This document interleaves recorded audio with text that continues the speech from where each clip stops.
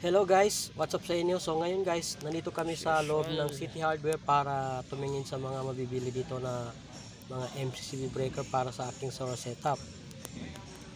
So nandito kami ngayon para dagdagan yung aming devices doon sa sa mga parameters ng aking solar setup. So City Hardware. hindi pa ako nakabili ng breaker kasi pinag-iisipan ko pa kung anong bibilin ko na klase ng breaker.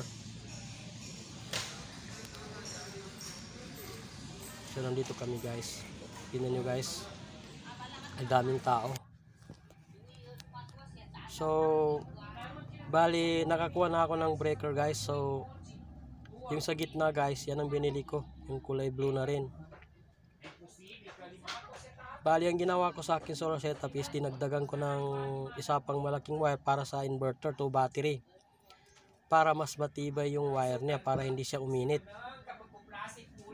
At para kayang-kaya niya yung mga appliances namin na nakasaksak dito.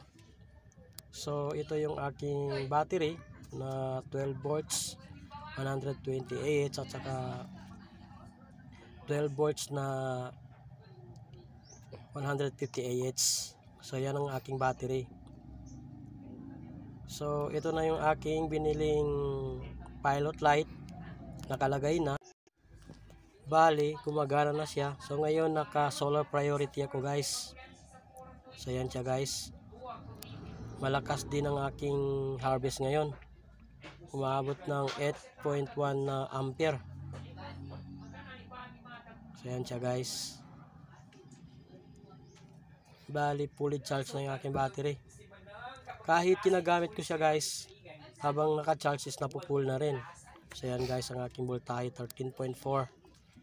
Bali 13.6. Magkaiba yung niya, reading niya sa maghiwalay na battery. So yan siya guys, 13.6 to 13.7. Grabe ang lakas ng harvest. So yun lang guys, sana lagi kayo nakasuporta sa aking YouTube channel at sana rin is lagi kayo nakapalo sa aking mga videos.